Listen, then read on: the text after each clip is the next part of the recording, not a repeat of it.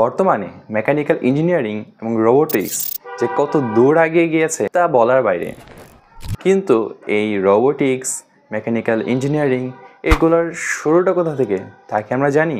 Robotics বা কোনো জড়বস্তুর গতিশীলতা এগুলো তত্ত্ব শুরু হয় মধ্যপ্রাচ্যে ইসমাইল আল জাজারিকে নিয়ে, দ্য ফাদার অফ রোবোটিক্স বলা হয়ে থাকে।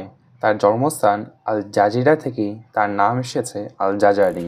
মাত্র 1200 বছর আগে মধ্যপ্রাচ্যের মেসোপটেমিয়ায় জন্মগ্রহণ করা এই ট্যালেন্টেড বিজ্ঞানীর সময়কে বলা হতো the golden age of Islam.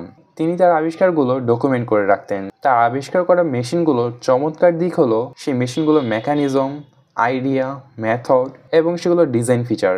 আল জাজারির আবিষ্কার করা মডেলগুলোর আইডিয়া আজকের দিনে বড় বড় প্রজেক্ট এবং আবিষ্কারে সরাসরি ইমপ্লিমেন্ট করা হয়। তার লেখা একটি বিখ্যাত বই হলো the book of knowledge of engineers mechanical devices. এই বই তিনি তার আবিষ্কার করা যন্ত্রগুলো রঙিন চিত্র এবং ব্যাখ্যা সহকারে সুন্দর করে উপস্থাপন করেন। তার আবিষ্কার করা 100টি যন্ত্র এই বইয়ে উপস্থাপন করা হয়। তিনি শুধুমাত্র একজন বিজ্ঞানী নন, বরং একজন ভালো আর্টিস্ট ছিলেন। শিল্পগুলো ছিল একদম সুনিপুণ ও সুন্দর। তিনি সবসময়ই তার আবিষ্কারগুলো মানুষজনকে ব্যাখ্যা করে বোঝাতে পছন্দ করতেন। সে সময়কার অন্যান্য বিজ্ঞানীদের তুলনায় তিনি তার আবিষ্কারগুলো সুন্দর করে মানুষের বোঝাতে পারতেন। আল জাজারির আবিষ্কৃত বেশ কিছু ঘড়ি রয়েছে।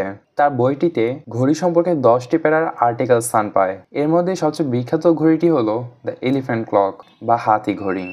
সুবিশাল হাতির উপর একটি 22 ফিট উঁচু ঘড়ি স্থাপন করেন তিনি, যেটি আমাদের পুঙ্খানুপুঙ্খভাবে প্রতিটি মুহূর্তে ব্যাখ্যা দিতে পারত। আজকের দিনে বিজ্ঞানীরাও এতে বিস্মিত যে সে সময় এরকম চিন্তাভাবনা কেউ কীভাবে করেছিল। ঘড়িটি আসল মডেল এখনও না থাকলেও এর একটি কপি মডেল দুবাইয়ের ইবনে আল বতুতা মলে সংরক্ষিত আছে। তার আবিষ্কার করা আরও কিছু বিখ্যাত ঘড়ি হলো জল ঘড়ি এবং বোট ক্লক। তিনি একটি স্বয়ংক্রিয় ওয়াটার পাম্প আবিষ্কার করেন, এটি কোনো ইঞ্জিন ছাড়াই চলতো এবং এর সাহায্যে কোনো গভীর স্থান থেকে উঁচুতে পানি তোলা যেত। এছাড়াও তিনি একটি স্বয়ংক্রিয় ওয়াশিং মেশিন আবিষ্কার করেন। এই জন্যই বলা হয় বর্তমান দুনিয়ার রোবোটিক্সের যাত্রা শুরু হয় আল জাজারির আবিষ্কার করা স্বয়ংক্রিয় মেশিনগুলোর হাত ধরেই। সে সময় মুসলিম বিশ্বে তার বই গ্রহণযোগ্যতা না পেলেও সেটি বিভিন্ন মিউজিয়ামে সংরক্ষণ করে রাখা হয়। আমরা কি আমাদের এইসব বিজ্ঞানীদের ভুলে যাচ্ছি না তো? চলুন ছড়িয়ে দিই আমাদের এই হারিয়ে যাওয়া বিজ্ঞানীদের হিরোইক আবিষ্কারগুলো।